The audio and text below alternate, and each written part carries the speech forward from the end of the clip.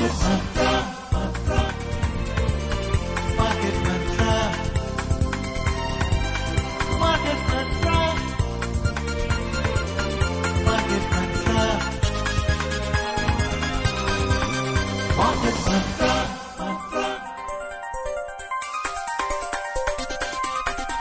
Market Mantra. Namaskar and welcome to Market Mantra, the program in which we give you a complete update on the economic, business and stock market news of the day. Well, I'm Lalima Aneja Dang and with me is my co-anchor Sonu Sood. धन्यवाद लालिमा। नमस्कार श्रोताओं, market मंत्र में आपका स्वागत है, जहां हम आर्थिक, व्यापारिक और शेयर बाजार के ताजा समाचार आप तक लाएंगे और उन पर चर्चा भी करेंगे। चर्चा के लिए आज स्टूडियो में आमंत्रित है वरिष्ठ आर्थिक विशेषज्ञ पुनीत जैन। पुनीत, नमस्कार। मार्केट मंत्र में आपका स्वागत है। धन्यवाद सोनू। और अब शुरुआत में हेडलाइंस, जिन्हें आप तक ला रही हैं लालिमा अनेजा डांग। Thank you, Sonu. Yes, friends, let's begin with the headlines right away. Benchmark domestic indices end with losses. Sensex falls 120 points. Nifty settles at 25,819. India and Oman to sign free trade agreement tomorrow, says Commerce Minister Piyush Goyal. And global crude oil prices surge around 2%. प्रमुख घरेलू बाजार सूचकांक नुकसान पर हुए बंद। Sensex 120 अंक गिरा, निफ्टी 25,819 पर हुआ बंद। भारत और ओमान कल मुक्त व्यापार समझौते पर हस्ताक्षर करेंगे, कहा वाणिज्य मंत्री पीयूष गोयल ने। और कच्चे तेल की वैश्विक कीमतों में आया लगभग 2% का उछाल।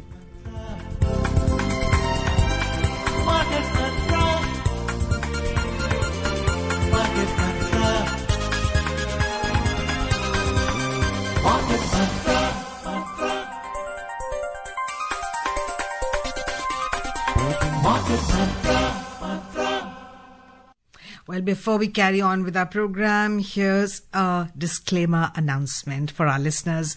Well, the views and opinions expressed by the experts in this program are their own and not of Akashvani.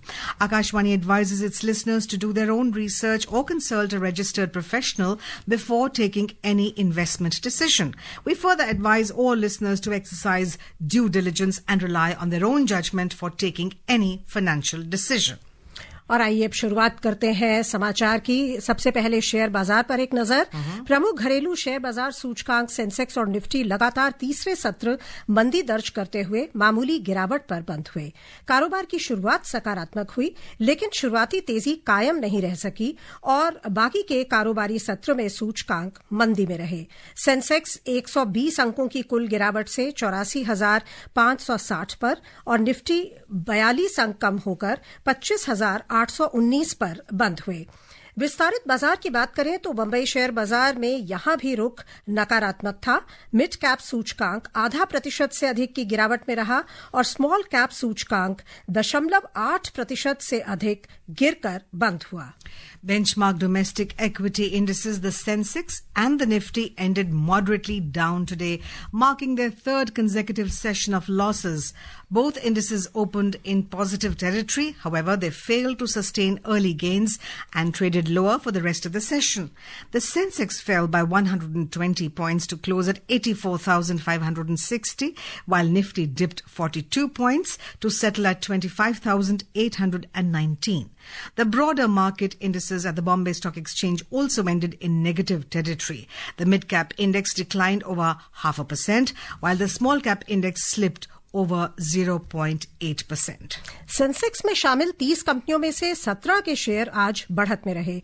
1.5% उछाल के साथ एसबीआई के शेयर में सबसे अधिक तेजी आई। इन्फोसिस 0.6% और सन फार्मा का शेयर 0.5% की बढ़त पर बंद हुए। सबसे अधिक गिरने वाले शेयरों में ट्रेंट का शेयर 1.6% लुढ़क गया।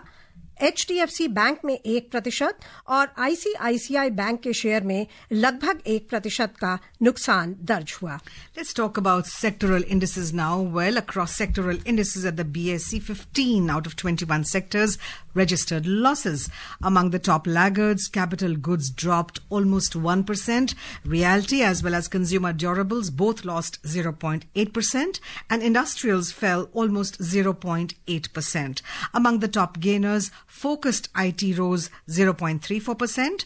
Tech as well as oil and gas both added 0.32% and energy climbed 0.29%.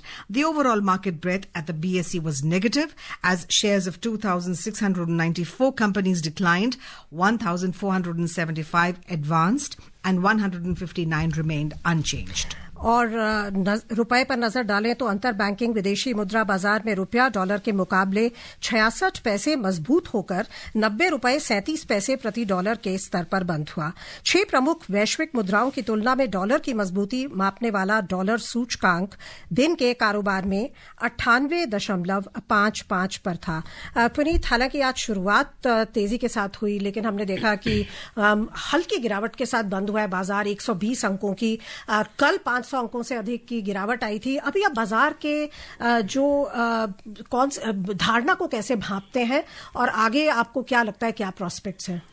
Sonu, देखिए, अगर हम पिछले करीब 1 या 2 महीने पे नजर डालें तो हम देखेंगे कि जो मार्केट है वो बहुत ही नैरो रेंज में ट्रेड कर रही है। हेडलाइन इंडिसेस जो है निफ्टी और सेंसेक्स की आपने बात करी, वो एक बहुत ही नैरो ट्रेडिंग रेंज है। उसमें वो करीब निफ्टी जो है वो 26,100 26,200 ऊपर में जाता है, नीचे में 25,700 800 का लेवल, तो 400-500 पॉइंट के रेंज में निफ्टी ट्रेड कर रहा है। इसी तरह सेंसेक्स भी 85,000 के कुछ नीचे और कुछ ऊपर ऐसे ट्रेड कर रहा है। और यही हाल करीब करीब पूरे विश्व का भी है। अगर आप देखें तो पूरे विश्व में जो मार्केट्स हैं वहां पर एक ट्रेडिंग रेंज बन गई है। तो मुझे क्या लगता है कि जो रिस्क कैपिटल आ रहा था बाजार के अंदर, एक रिस्क एपिटाइट था, उसमें थोड़ी कमी आई है। कंसोलिडेशन हो रहा है, कुछ प्रॉफिट बुकिंग हो रही है, कुछ नया डायरेक्शन बाजार ले रहा है और हमें ऐसा लगता है कि आने वाले कुछ समय तक शायद मार्केट ऐसे ही ट्रेड करेगी। और उसके बाद जैसे जैसे आप यूएस में फेडरल पॉलिसीज देखेंगे, मॉनेटरी पॉलिसी का असर आएगा, भारत में भी आरबीआई ने रेट कट किया है, उसका थोड़ा असर आएगा और इकोनॉमी पिक करेगी। तो शायद नेक्स्ट फेडरल रिजर्व ने भी अभी रेट कट किया है। बिल्कुल, देखिए, इनफैक्ट अगर हम पूरा 2025 पे नजर डालें तो 2025 का साल कोई अमेरिकन मार्केट्स डेफिनेटली बढ़ी हैं, करीब करीब 15% अमेरिकन मार्केट्स में हमने तेजी देखी है। लेकिन बाकी जो दुनिया के बाजार हैं उसमें कोई बहुत बड़ी तेजी नहीं है इस साल, और भारत के बाजार में भी करीब 5% की ही हम तेजी दिख रहे हैं अभी तक। तो मुझे लगता है 25 में कंसोलिडेशन का ये दौर था और आने वाला वर्ष जो है उसमें हम शायद थोड़ा नया पिकअप देख सकते हैं in the new year. So even though, Puneet, it's the third consecutive session of losses today, but as we see that both the indices open in positive territory, also you think that the decline is not much. The mid cap declined over 0.5%, small cap over 0.8%. It's still digestible. So, Lalima, in fact, the headline indices, which is Nifty and Sensex, which are large cap stocks, they haven't suffered much damage. Like I said earlier, they're trading in narrow range. But the small cap and mid cap stocks, in fact, they have suffered a very big dent in their valuations in the last many months actually. And many mid cap, small cap stocks are down by about 30-40% from all time highs. So the retail investor who's largely invested in mid cap and small cap stocks, they are suffering some kind of a setback. They are looking for recouping those losses, either from a jump in the headline indices in the large caps, or they would like to see that risk appetite for small cap and mid cap stocks it goes up. So इसमें क्या कोई opportunity भी है जो लोग बाजार में enter करना चाहते हैं? सो आप कह रहे हैं कि अगर नेक्स्ट ईयर के प्रोस्पेक्ट्स आपको ब्राइट दिखाई दे रहे हैं, तो क्या ये एंटर करने का भी एक अच्छा समय है? बिल्कुल, देखिए, जो mid cap small cap space है वहां पर काफी डैमेज हुआ है असली में। अगर हम कई जो पॉपुलर स्टॉक्स थे उनकी तरफ देखें तो वहां पर 30-40-50% तक भी गिरावट आई है। और जो अच्छी कंपनियां हैं जहां पर अर्निंग्स बड़ी पॉपुलर स्टेबल हैं, विजिबिलिटी अच्छी है अर्निंग्स की, मुझे लगता है उसमें हम निवेश कर सकते हैं। आप देखेंगे लास्ट ईयर काफी पॉपुलर थीम था डिफेंस स्टॉक्स का, और रिटेल कुछ स्टॉक्स थे, रिटेल सेक्टर के स्टॉक्स थे, वहां पर हमने बहुत बड़ी तेजियां देखी थी। और इलेक्ट्रॉनिक मैन्युफैक्चरिंग में बहुत बड़ी तेजी आई थी। इन तीनों क्षेत्रों में आप देखेंगे काफी बड़ी गिरावट आई है, करीब करीब अक्रॉस द बोर्ड 30-40% डिक्लाइंस हैं। और मुझे लगता है निवेशक यहां पर कुछ संभल संभल करके निवेश करें। दूसरा, क्योंकि मार्केट कंसोलिडेशन के फेज में तो मैं ये कहूंगा कि एकदम बहुत ज्यादा निवेश ना करें, जैसे SIP करते हैं आप, धीरे धीरे करते हैं, वैसे ही निवेश करना चाहिए। But definitely you are right, इसके अंदर एक अपॉर्चुनिटी जरूर है for long term patient investors. So it's always good to have a diversified portfolio, as we say. Invest something in the large chips and a bit in mid cap and a bit in small cap. Absolutely. That is the only way to, Lalima, to deal with risk, because we must understand that stock markets, while they promise a very large jump in your earnings or wealth, they also pose a lot of risk to capital. आइए अब रुक करते हैं अंतर्राष्ट्रीय बाजारों का। पहले एशियाई बाजार। अधिकांश एशियाई बाजार आज बढ़त में रहे। दक्षिण कोरिया का कॉस्पी सूचकांक 1.4% से अधिक के उछाल में रहा। चीन के शंघाई कंपोजिट सूचकांक में 1.2% की भारी बढ़त दर्ज हुई। हांगकांग का हैंगसेंग 0.9% बढ़कर बंद हुआ और जापान के निकेई सूचकांक में 0.2% से अधिक वृद्धि हुई। हालांकि सिंगापुर का स्ट्रेट्स टाइम्स सूचकांक लगभग 0.1% गिरकर बंद हुआ। यूरोपीय क्षेत्र की बात करें तो यहां के प्रमुख बाजारों में रुख मिला जुला था। दिन के कारोबार में ताजा समाचार मिलने तक लंदन का फुट्सी 1.6% के उछाल पर था और जर्मनी के डैक्स में 0.3% से अधिक तेजी थी, लेकिन फ्रांस का कैक 0.1% की गिरावट पर था।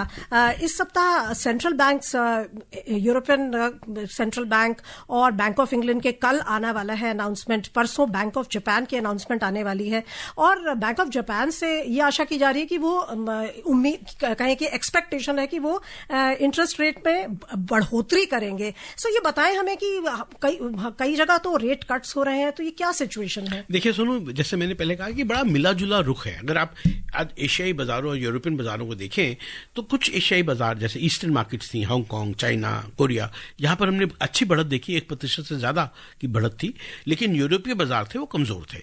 इसी प्रकार हम देख रहे हैं कि जो तो पहले एक ट्रेंड होता था कि पूरे विश्व में एक ही पॉलिसी होगी, सेंट्रल बैंक्स की इजी पॉलिसी होगी या टाइट पॉलिसी होगी, लेकिन अब ऐसा नहीं है। अलग अलग, and maybe it is a result of the trade wars that we see. एक अलग, सब देश जो है वो अलग अलग आर्थिक नीतियां फॉलो कर रहे हैं और इसके चलते हम देखते हैं कि जापान, जिसमें कि पिछले 20-30 वर्षों से लगातार इजी मॉनेटरी पॉलिसी का एक दौर था, काफी लिक्विडिटी वो पंप करते थे, इंटरेस्ट रेट्स करीब करीब जीरो थे, वहां पर इन्फ्लेशन आया है और जापान में डेफिनेटली आपने जो कहा, मुझे लगता है कि वो अभी इंटरेस्ट रेट्स और बढ़ाएंगे और इसका असर पूरे विश्व पे पड़ रहा है।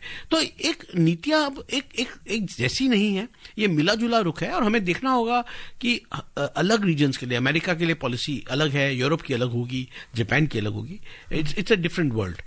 Puneet, China had allowed the yuan to depreciate over 10% in 2018 during the trade war with the US.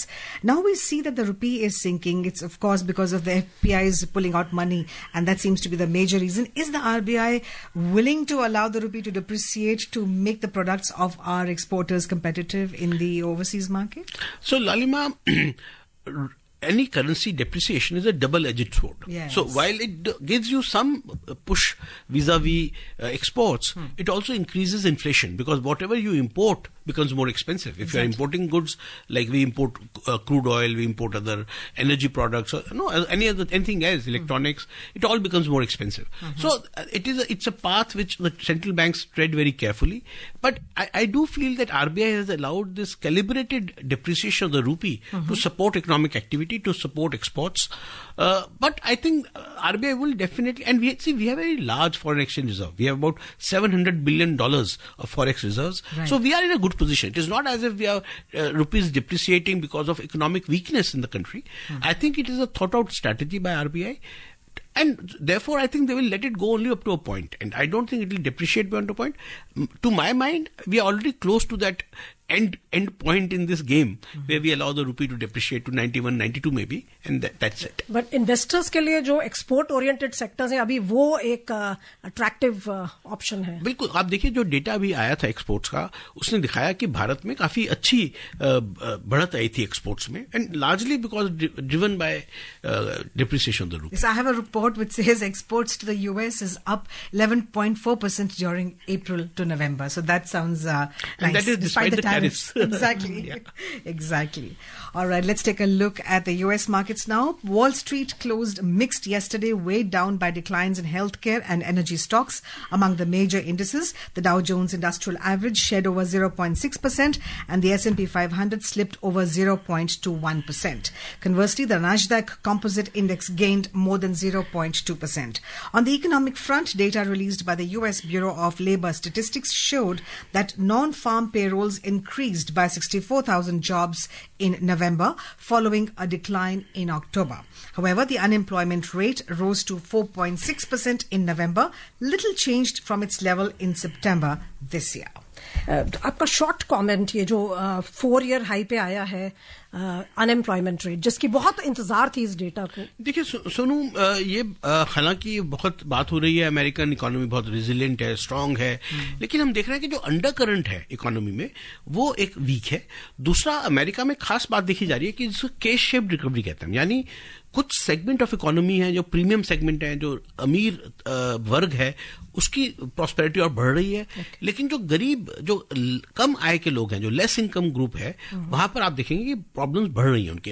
Unemployment भी बढ़ रही है, इन्फ्लेशन भी वहां पर, अफोर्डेबिलिटी एक नया एक टर्म अमेरिका में उभरा है, अफोर्डेबिलिटी, कि वहां पर अफोर्डेबल नहीं है, घर अफोर्डेबल नहीं है, खाना अफोर्डेबल नहीं है।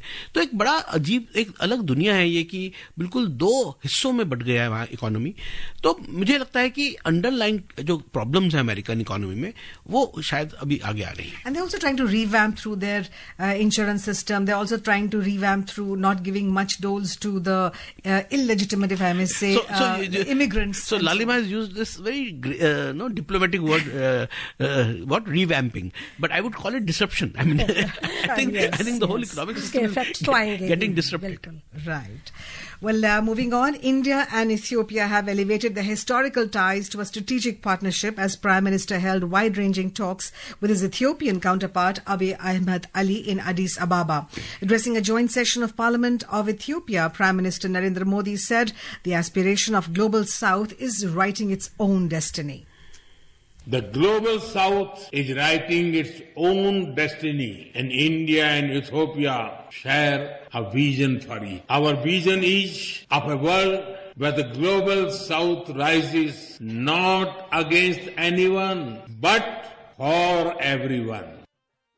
The two countries also signed 8 MOUs and agreements, including upgrading ties to strategic partnership, customs cooperation, establishing a data center at the Ethiopian Foreign Ministry, debt restructuring under G20. Now we go over live to our correspondent for more updates. Sushil Chandra Tiwari ji अदीस अबाबा से हमारे साथ जुड़े हैं। सुशील जी बताएं, जो अभी visit है prime minister की एथियोपिया में, उसके क्या प्रमुख हाइलाइट्स हैं?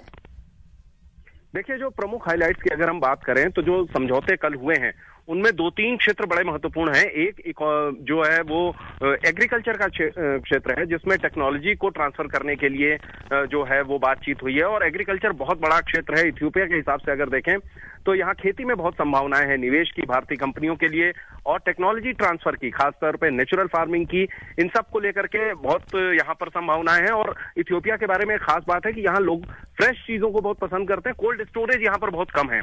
तो हमने बहुत सारे विशेषज्ञों से भी बात की, तो उन्होंने ये कहा कि यहाँ पर फूड प्रोसेसिंग जो सेक्टर है उसमें भी बहुत बड़ा लोगों के पास, जो भारतीय कंपनियों के पास निवेश के लिए और टेक्नोलॉजी ट्रांसफर के लिए बहुत सुनहरा मौका है। दूसरा बहुत महत्वपूर्ण क्षेत्र जो है वो एजुकेशन का है। हम सभी ये जानते हैं कि पिछले 40-50 सालों में भारत ने वहां के एजुकेशन क्षेत्र में बहुत बड़ा योगदान दिया है, और हमारी यहाँ के राजदूत जो है अनिल कुमार राय जी, उनसे बातचीत हुई, उन्होंने बताया कि आप यहाँ के 45 के आसपास लगभग यूनिवर्सिटी और कॉलेजेस हैं, वहां जाएंगे तो कोई ना कोई ऐसा उनका वीसी, रजिस्ट्रार, ऐसे बड़े पदों पे लोग होंगे जिन्होंने भारत में शिक्षा हासिल की है।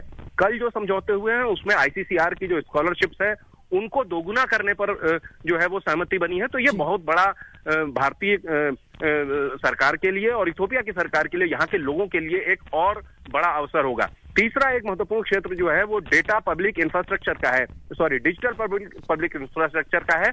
भारत के बारे में दुनिया के तमाम देश ये सीखने के लिए आते हैं कि किस तरह हम UPI हो गया, आधार हो गया और इस सब तकनीक की मदद से लोगों के जीवन को और खास तौर पर उनको मिलने वाली सुविधाओं को आसान कर रहे हैं। इस टेक्नोलॉजी को ट्रांसफर करने के लिए भी दोनों देशों के बीच में सहमति बनी है। तो कुल मिलाकर के बहुत सारे आर्थिक क्षेत्रों में और टेक्नोलॉजी ट्रांसफर AI के क्षेत्र में भी बहुत महत्वपूर्ण समझौते हुए हैं, जिनका दोनों देशों को बहुत फायदा होगा। बहुत बहुत धन्यवाद आपका सुशील जी। पुनीत, इन्होंने बताया हमें कि इथियोपिया में कौन कौन से अहम सेक्टर्स हैं जिसमें हमारा एसोसिएशन हो सकता है और एग्रीमेंट्स होंगे। अगर हम पूरे संपूर्ण अफ्रीका रीजन को देखें तो कितनी आपको उसमें हमारे लिए अपॉर्चुनिटीज दिखाई देती हैं? सोनू, देखिए, ये विशेषज्ञों का ऐसा मानना है कि जो नेक्स्ट इकोनॉमिक बूम आएगा, तो जैसे 80s के बाद 90s के बाद आप देखेंगे एशिया ने, जो वर्ल्ड इकोनॉमी थी उसकी इंजन था एशिया, और उसी से इकोनॉमिक बूम को लीड किया था। ऐसा मानना है कि जो 2030 का दशक होगा और उसके आगे का दशक होगा, उसमें अगले 20-30 वर्षों तक अफ्रीका से ही ज्यादातर इकोनॉमिक ग्रोथ आएगी। और वहाँ की रिसोर्सेज बहुत रिसोर्स रिच है, वहाँ मिनरल्स बहुत हैं, और वहाँ पर जो कंजम्पशन है और जो प्रोडक्शन है वो काफ़ी संभावनाएं वहाँ पर बढ़ सकती है। तो मुझे लगता है कि सभी देश, चाहे इंडिया है, चाइना ऑलरेडी हम जानते हैं कि काफ़ी बड़े पैमाने में अफ्रीका में व्यापार करता है, वहाँ बहुत बड़ी प्रेजेंस चाइना की। तो मुझे लगता है ये प्रधानमंत्री का बहुत अच्छा एक कदम है, दूर की सोच है ये कि हम वहां पर अपने लिए गेट्स, जो पाथवेज बनाएं, गेट्स खोलें और भारतीय कंपनियां जो है वहां पर अपना एक फुटहोल्ड बना पाए। Truly in the spirit of Vasudhaiva Kutumbakam, our philosophy. Yes. लेते अगली खबर। केंद्रीय वाणिज्य और उद्योग मंत्री पीयूष गोयल ने घोषणा की है कि कल प्रधानमंत्री नरेंद्र मोदी और ओमान के सुल्तान की मौजूदगी में comprehensive economic partnership agreement cepa पर हस्ताक्षर किए जाएंगे, जो एक मुक्त व्यापार समझौता है। आज मस्कट में ओमान इंडिया बिजनेस डायलॉग को संबोधित करते हुए उन्होंने कहा कि इस समझौते के बाद दोनों देशों के विकास में एक नया अध्याय जुड़ेगा। CEPA का उद्देश्य दोनों देशों के बीच द्विपक्षीय व्यापार को बढ़ाना है। उन्होंने कहा कि आपसी हित के लिए 4 प्रमुख क्षेत्र होंगे: ऊर्जा संक्रमण, मूलभूत ढांचा, खाद्य सुरक्षा और startup ecosystem. Values, traditions, the rich culture that we share between Oman and India has been instrumental in bringing us to this very, very memorable and fateful day tomorrow, when before our two leaders, Kes and I, will have the privilege of executing the first free trade agreement Oman is going to sign with a country after 17 long years. And I'm sure, just as Viksit Bharat 2047 complements Oman Vision 2040, businesses from both sides who complement each other's strengths, who can work together as trusted partners, as friends, will not let by any opportunity in the future. So Oman, Puri ji, ने 17 वर्ष बाद एक जो समझौता किया है वो भारत के साथ किया है। ये कितनी महत्वपूर्ण बात है, ये देखते हुए कि जो गल्फ कोऑपरेशन काउंसिल कंट्रीज हैं उसमें ओमान तीसरा सबसे बड़ा एक्सपोर्ट डेस्टिनेशन है भारत के लिए। बिल्कुल सुनो, देखिए, ओमान से हमारे व्यापारी संबंध पुराने रहे हैं। हम इंपोर्ट करते थे, gas, oil and gas, energy हम इंपोर्ट करते थे ओमान के थ्रू। और लेकिन क्योंकि ओमान का एक बहुत बड़ा स्थान है गल्फ कंट्रीज के मध्य में, और वहां पर हम अब बड़ी जगह बनाते हैं, तो पूरा ना सिर्फ ओमान बल्कि मुझे लगता है पूरा मिडिल ईस्ट में हमारा पकड़ बढ़ेगी। और जिससे कहा कि हमारे पास भी काफी एनर्जी हम इंपोर्ट करते हैं, पर इंफ्रास्ट्रक्चर कंस्ट्रक्शन है, लेबर एक्सपोर्ट है, तो ये जो एरियाज है, फूड सिक्योरिटी है, यहाँ पर हम बड़ा रोल निभा सकते हैं ओमान की GDP ग्रोथ के लिए। Well, the Prime Minister has reached Oman and shall be signing a few agreements, hopefully, with the country. When we talk about free trade agreement, don't you think, Puneet, that we've been into a kind of rush just to and forging free trade agreements with other countries after the tariffs, and it has borne fruits, as I just mentioned, that the tariffs, the exports to US has gone up, and also in other areas the exports to other countries have also gone up. So do you think that's bearing fruit? So I think it's really welcome that India has suddenly opened this window to the world through a whole spate of FTAs that we are signing. Yes. I think in the new world order, where each country is looking out for themselves, and those trade blocks, the traditional trade blocks have broken down. I think it is good that countries like India are able to penetrate and enter areas which were blocked to us earlier. So we have these new trade agreements happening, and this will really give us a lot of diversification in terms of export portfolio, and also it will give us more stability and I guess more visibility on the world stage. So I think it's really an opportunity for us, and we must thank certain powers in the world who have forced us to take this step, and in the long term I think it will really be beneficial for us. जैसा आपने कहा कि हम मतलब एक तरह से जो एडवर्सिटी है, जो आपदा है, उसमें हमने अवसर आप ये कह सकते हैं कि झकझोर कर हमें मौका शेकअप हो गए, और हम उस अपॉर्चुनिटी को, और अच्छी बात है कि उस अपॉर्चुनिटी को हम अपना रहे हैं. और अगर हम इन गल्फ कंट्रीज की बात करें तो यूएई के साथ ऑलरेडी हमारा एग्रीमेंट था. अब ये एग्रीमेंट कल साइन होने वाला है ओमान के साथ, और भारत और कतर भी जल्दी ही ट्रेड पैक्ट की बात शुरू करने वाले हैं. सो आपको लगता है कि ये वेस्ट एशिया, अफ्रीका, जो ये डाइवर्सिफिकेशन हो रही है, इनफैक्ट पीयूष गोयल जी ने कुछ समय पहले कहा था कि 50 देशों के साथ बातचीत चल रही है, सो द्विपक्षीय संबंधों पर ज्यादा अब जोर है मल्टीलैटरलिज्म के बजाय. देखिए, खास बात यह है कि अगर हम यूरोपीय मार्केट्स में या अमेरिकन मार्केट्स में कॉम्पीट करने की कोशिश करेंगे तो हमारे लिए बहुत मुश्किल है. एक तो ऑलरेडी वहां कॉम्पिटिशन बहुत है, और वो मार्केट्स का एक अलग दायरा है, अलग सोच है. मुझे लगता है जो गल्फ कंट्रीज और अफ्रीका में हमारे लिए काफी अच्छी अपॉर्चुनिटी है. All right, let's move on. Well, Union Coal Minister G. Kishan Reddy today said that for the first time, coal production in the country has reached nearly 1 billion tons in 2024-25. Replying to supplementaries during question hour in the Lok Sabha, the minister said over the past 10 years, several major reforms have been undertaken in the coal sector. The minister said, India is now the world's second largest producer and consumer of coal. Mr. Reddy informed that India has the 5th largest coal reserves globally, and the country has coal reserves sufficient for nearly 7 years. And let's talk about oil now. We talk about energy. You can't miss out on oil. Global crude oil prices surged today after U.S. President Donald Trump ordered a complete blockade of all sanctioned oil tankers entering and leaving Venezuela, raising geopolitical tensions at a time of concern over demand.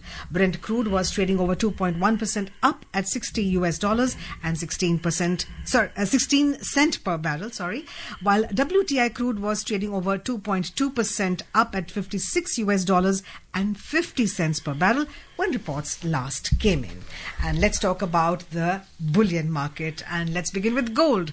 24 karat gold was trading 0.1% down at 1,34,490 rupees per 10 grams, and silver was trading over 3.5% up at 2,04,480 rupees per kilogram a short while ago. उधर multi commodity exchange में ताजा समाचार मिलने तक फरवरी अनुबंध वाला सोना लगभग 0.2% की गिरावट से 1,34,200 रुपए प्रति 10 ग्राम पर था. हालांकि मार्च अनुबंध वाली चांदी करीब 3.4% तेजी के साथ 2,04,419 रुपए प्रति किलो पर थी. बहुत ही इंटरेस्टिंग है स्टोरी में कि कितना कॉन्ट्रास्ट है. चांदी में जो ये उछाल आ रहा है और ऑल टाइम हाई पर पहुंच गई है, 2 लाख को क्रॉस कर गई है.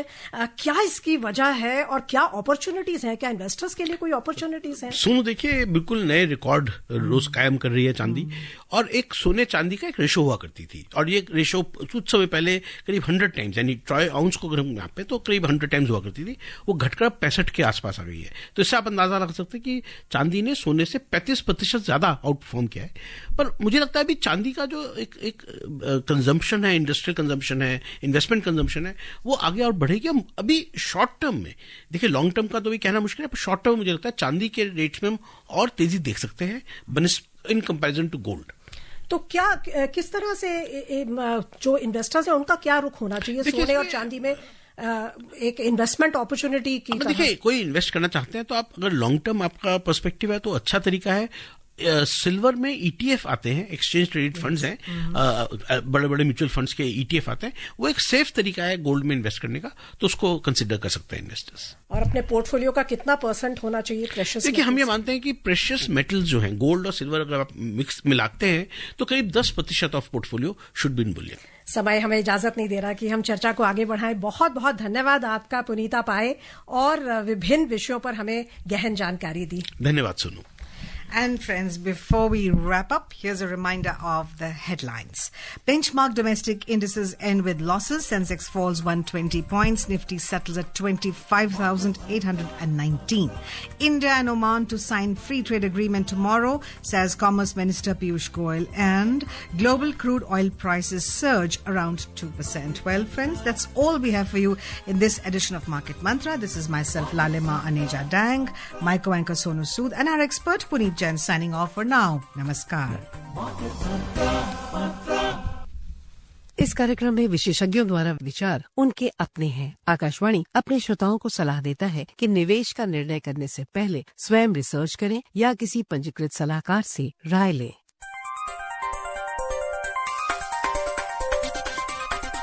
Market Mantra.